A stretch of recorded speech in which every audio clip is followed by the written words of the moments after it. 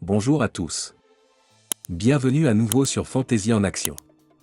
Aujourd'hui, je vais vous montrer le top 10 des meilleurs films comiques.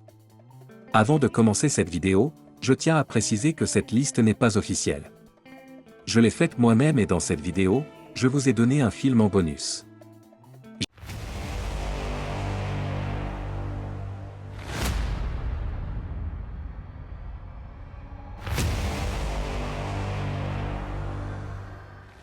Numéro 10, Super-Hero Movie.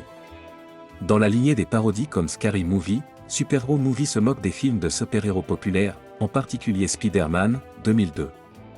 L'histoire suit Rick Ricker, Drake Bell, un adolescent maladroit qui, après avoir été mordu par une libellule génétiquement modifiée, développe des pouvoirs extraordinaires. Sous le pseudonyme de Dragonfly, il décide de combattre le crime, mais se rend vite compte qu'être un super-héros n'est pas aussi simple qu'il l'imaginait. Il doit affronter The Urgla, Christopher McDonald, un méchant qui absorbe l'énergie vitale des autres pour prolonger sa propre existence. Numéro 9, Mid-Dev.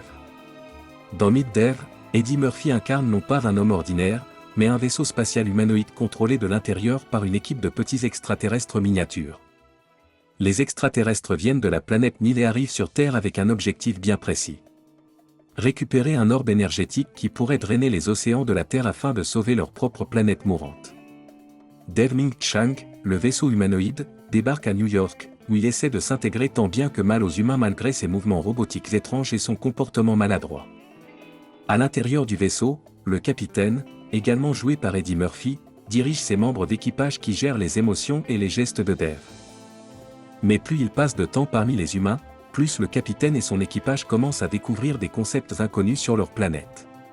Numéro 8, George de la Jungle. George de la Jungle est une parodie hilarante de Tarzan, centrée sur George, Brendan Fraser, un homme élevé par des gorilles au cœur de la jungle africaine après un accident d'avion lorsqu'il était bébé. George est un personnage adorable mais extrêmement maladroit, célèbre pour son cri emblématique et son habitude de se cracher dans les arbres en balançant sur des lianes. Un jour, la riche exploratrice Ursula Stanhope, Leslie Mann, s'aventure dans la jungle et rencontre George après avoir été retrouvée en danger. Bien que déconcertée par ses manières peu conventionnelles, elle est vite charmée par son innocence et sa gentillesse. Les choses se compliquent lorsque Lyle Van de Groot, Thomas Haden Church, le prétendant arrogant d'Ursula, tente de la sauver et d'éloigner George. Numéro 7, Chips.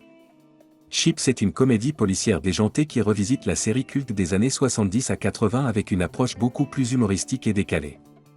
L'histoire suit deux officiers de la California Highway Patrol. John Baker, Dax Shepard, un ancien pilote de moto de compétition déchu, au corps ravagé par les blessures et en quête d'une reconversion pour reconquérir sa femme. Frank Poncharello, Michael Peña, un agent du FBI infiltré au sein de la patrouille pour démasquer des policiers corrompus. Le duo improbable est contraint de travailler ensemble malgré leurs énormes différences. John est naïf, maladroit et obnubilé par les motos, tandis que Ponch est désabusé, séducteur invétéré et obsédé par les beaux corps. Leur mission: enquêter sur une série de braquages orchestrés par des membres véritables de la patrouille, tout en jonglant avec leurs différends et des cascades explosives. Numéro 6, Grown UPS. Grown UPS, copain pour toujours en français, est une comédie familiale légère qui célèbre l'amitié, la nostalgie et les bons moments entre amis. Le film raconte l'histoire de 5 amis d'enfance, Lenny, Adam Sandler, Eric, Kevin James, Kurt, Chris Rock, Marcus, David Spade et Rob Schneider, qui se retrouvent des années plus tard pour honorer la mémoire de leur ancien entraîneur de basketball. Enfants, ils formaient l'équipe invincible de leur collège et avaient remporté un championnat mythique. Aujourd'hui, devenus adultes, ils mènent des vies bien remplies mais très différentes. Numéro 5, The Longest Yard. The Longest Yard est un mélange explosif d'action, de sport et de comédie où le football américain devient un véritable champ de bataille, derrière les barreaux. L'histoire suit Paul Crewe, Adam Sandler, un ancien quarterback vedette de la NFL tombé en disgrâce après avoir truqué des matchs. Sa vie se dérape complètement lorsqu'il est arrêté pour conduite en état d'ivresse et bagarre avec la police. Résultat, direction la prison d'Allenville. Un pénitencier de haute sécurité dirigé par le sadique directeur Hazen, James Cromwell. Le directeur Hazen, passionné de football et avide de reconnaissance, voit en Crewe une opportunité. Il lui demande d'organiser un match entre l'équipe de gardiens de prison et une équipe de détenus.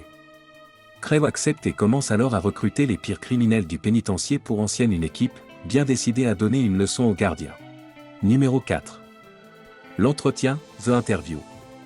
The Interview est une comédie satirique qui mêle politique internationale, médias et humour déjanté. L'histoire suit Dave Skylark, James Franco, un animateur vedette d'un talk show à sensation, Skylark Tonight, et son producteur, Aaron Rapoport, Seth Rogen. Leur émission se concentre généralement sur les scandales de célébrités et les potins absurdes, mais tout change lorsqu'ils apprennent que Kim Jong-un, le dictateur de la Corée du Nord, est un fan inconditionnel de leur programme. Voyant là une opportunité en or, Dave et Aaron décrochent une interview exclusive avec le leader nord-coréen. Cependant, avant leur départ, la CIA les recrute et leur confie une mission, l'assassin Kim Jong-un lors de l'interview. Numéro 3, The Dictator. The Dictator est une comédie satirique irrévérencieuse qui dépeint les excès d'un tyran mégalomane tout en dénonçant les travers des régimes autoritaires, à la sauce Sacha Baron Cohen. L'histoire convient au général Aladdin, Sacha Baron Cohen, dictateur tout-puissant et excentrique de la nation fictive de Wadiya. Connu pour sa brutalité, son amour des défilés militaires absurdes et son ego surdimensionné, Aladdin dirige son pays d'une main de fer, allant jusqu'à l'organisateur des Jeux Olympiques truqués où il tirage toutes les médailles. Cependant, face aux pressions internationales, il est contraint de se rendre à New York pour défendre son programme nucléaire devant l'ONU. Mais, à son arrivée, son oncle Tamir, Ben Kingsley, orchestre un complot pour le détrôner et le remplacer par une sosie idiote. Déchu et sans pouvoir, Aladdin erre dans les rues de New York et finit par travailler incognito dans un magasin bio tenu par Zoé, Anna Fari, une militante féministe et écologiste. Numéro 2. We the Miller.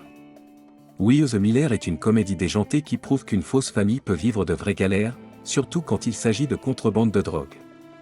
L'histoire suit David Clark, Jason Sudeikis, un petit dealer de marijuana sans grande ambition, qui vit de ses petites magouilles dans les rues de Denver. Mais sa vie bascule lorsqu'il se fait voler tout son stock et son argent. Pour effacer sa dette, son fournisseur de drogue, le mégalomane Brad Gurdlinger, Ed Helms, lui propose un ultimatum. Traverser la frontière mexicaine pour ramener un énorme chargement de marijuana. David élabore alors un plan farfelu pour passer inaperçu aux douanes, il décide de se créer une fausse famille modèle.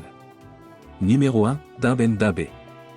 Dimben Dimbe est une comédie culte qui suit les aventures absurdes de deux amis totalement à côté de la plaque. Lloyd Christmas, Jim Carrey, un chauffeur de limousine naïf mais enthousiaste, coiffé d'une coupe au bol légendaire. Harry Dunn, Jeff Daniels, un toiletteur pour chien aussi idiot que son meilleur ami, avec une coiffure tout aussi mémorable. Tout commence lorsque Lloyd, conduisant une limousine, tombe amoureux au premier regard de Mary Swanson, Lauren Holly, une cliente qui oublie sa mallette à l'aéroport. Pensant qu'elle l'a altérée laissée derrière elle, Lloyd décide de lui rapporter la mallette, ignorant totalement qu'elle contient une rançon destinée aux ravisseurs. Lloyd convainc Harry de partir avec lui pour Aspen, Colorado, dans leur van transformé en chien géant, le célèbre « Chagrin Wagon ». Et le bonus 0, Identity Thief. Identity Thief est une comédie américaine réalisée par Seth Gordon et sortie en 2013, qui mêle habilement road trip et satire sociale. Le film oppose deux personnages au tempérament diamétralement opposé, dont la rencontre improbable bouleverse la vie de l'un d'entre eux. Sandy se rend compte que des transactions frauduleuses ont été effectuées en son nom, ce qui le pousse à enquêter pour comprendre ce qui se passe. Déterminé à rétablir l'ordre, il décide de partir à la recherche de Diana. Ce voyage, qui se transforme en road trip à travers le pays, met en lumière le choc entre sa personnalité rigoureuse et l'attitude débridée de Diana. La poursuite de Diana donne lieu à une série de péripéties loufoques et de situations absurdes. Le contraste entre le sérieux de Sandy et l'imprévisibilité de Diana engendre des quiproquos et des moments de pure comédie. Identity Thief se distingue par son mélange d'humour absurde et de critique sociale. En explorant le thème de l'usurpation d'identité à travers un road trip rocambolesque, le film propose une réflexion sur la fragilité de nos repères dans une société moderne, tout en offrant une série de moments hilarants et décalés.